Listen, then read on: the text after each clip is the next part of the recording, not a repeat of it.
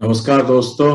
मैं आपका एस्ट्रोलॉजर और गाइड विजय गोयल बोल रहा हूँ और लाल किताब सीरीज के अंदर दोबारा से मैं आपका स्वागत करता हूँ। और हम जैसे कि पेज 5 लाल किताब 1941 में पढ़ रहे थे और इस बार जो हमारा टॉपिक है वो राशि वगैरह क्या है और 36 साला चक्कर का 36 ईयर्स जो चक्कर है कुंडली का, लाल किताब कुंडली का, उस वो कैसे, उसका बेस क्या है, वो इस टॉपिक में आज क्लियर होगा। मैं सीधा टॉपिक पे आता हूँ। ये देखिए, ये लाल किताब 1941 पेज 5 है और ये है राशि व ग्रह। तो यहाँ बेसिस बताया गया है। तो यहाँ पे दो तरह का बेसिस बताया गया है। एक तो ये बताया है कि हमने जैसे लाल किताब कुंडली बना ली, तो लाल किताब कुंडली जो है वो कालपुरुष कुंडली पे आधारित है, यानी कि उसके पीछे जो राशि है, जो खाना नंबर 1 के पीछे जो राशि है वो हमेशा मेष ही रहेगी। खाना नंबर 2 के पीछे जो राशि है वो हमेशा वृषभ ही रहेगी। खाना नंबर 3 के पीछे जो राशि है वो हमेशा मिथुन ही रहेगी। यानी कि उसमें राशि स्थिर है। हम उसके अगेंस्ट में, यानी उस राशि को हमेशा वहां पे स्थिर मानेंगे और उस खाना का और ग्रह का रिजल्ट लेंगे, लेकिन काल पुरुष के आधार पर। उसका जो बैकग्राउंड है वो काल पुरुष कुंडली है। ये बात यहाँ बताइए, वो ये बात हमें पता होनी चाहिए। ये बात यहाँ पे बिल्कुल क्लियर है। अब यहाँ पे इसके साथ यहाँ पे एक नई बात बताइए। तो यहाँ पे क्या बात बताइए कि मेघ विरख जब मिले मिथुन से, है ना, मेघ विरख जब मिले मिथुन से तर्जनी उंगली गिनते। यानी कि यहाँ जो बात बताई है कि हस्तरेखा में राशि कहाँ पे, हस्तरेखा में राशि को देखने का तरीका बताया है और उसका यूज जो है वो 36 ईयर्स साइकिल, 36 साला चक्कर के अंदर किया गया है।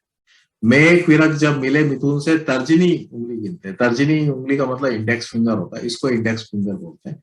और यहाँ पे इन्होंने बताया कि जो ऊपर वाला जो पूरा पोर है वो मेष है, इसके बाद सेकंड वाला जो पोर है वो वृषभ राशि है और तीसरा वाला जो पोर है ये मिथुन राशि है। ऐसे 3 पोर है, तीनों के 3 अलग अलग राशि। इसको मैं यहाँ पे फिगर में आपको समझा दूं।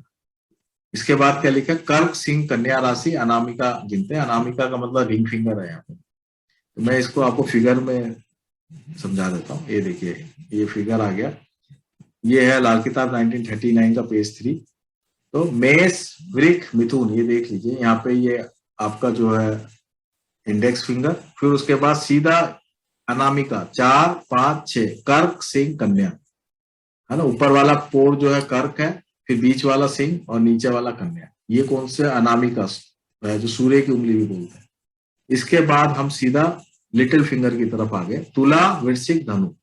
तुला वृश्चिक धनु जो राशि है, तुला सबसे ऊपर वाला, वृश्चिक बीच वाला और धनु, धनु राशि जो है ये बिल्कुल नीचे। तो ये जो है तुला वृश्चिक धनु जो है ये लिटिल फिंगर, है ना। ये देखिए यहाँ पे भी तुला वृश्चिक धनु तीनों की छोटी कनिष्ठा होती है। छोटी कनिष्ठा का मतलब यहाँ पे लिटिल फिंगर। और फिर आगे क्या लिखा है, मकर कुंभ और मीन इकट्ठे मध्यमा उंगली होती है ना। ये मतलब मिडिल फिंगर। मकर कुंभ मीन जो है मिडिल फिंगर है, ये देख लीजिए आप। मकर कुंभ मीन, मकर कुंभ मीन जो है ये मिडिल फिंगर।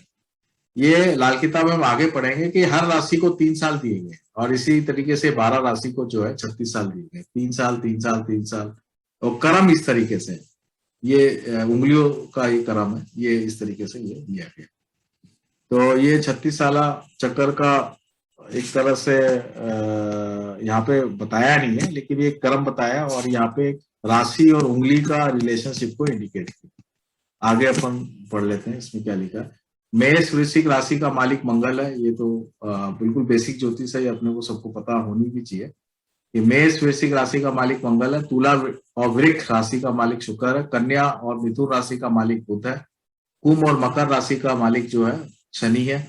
गुरु का मालिक और मीन का मालिक, गुरु का मतलब धनु और मीन, धन का मतलब यहाँ धनु है। धनु और मीन राशि का जो मालिक है वो गुरु है। कर्क राशि का जो मालिक है वो चंद्रमा है। सिंह राशि का जो मालिक है, सिंह अकेला दुनिया गर्जे राशि जो सूरज की है, सिंह राशि का जो मालिक है वो सूर्य है। केतु बैठा कन्या में तो राहु निवासी मीन का है, यानी कि केतु का जो मालिक है वो कन्या, यानी 6th हाउस में जो राशि पड़ती है कन्या राशि, तो वो केतु की स्वराशि है यहाँ पे बताया। और राहु का जो मालिक है वो मीन राशि है, यानी 12th हाउस, 12th हाउस में मीन राशि पड़ती है, तो राहु निवासी मीन राशि, ठीक है ना।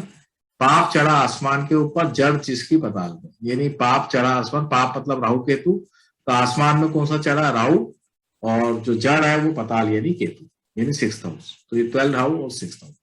तो इस तरीके से यहाँ पे हर राशियों का जो मालिक है ना, वो भी यहाँ पे बता दी गई है। तो ये दो यहाँ पे कंसेप्ट क्लियर कर दिया।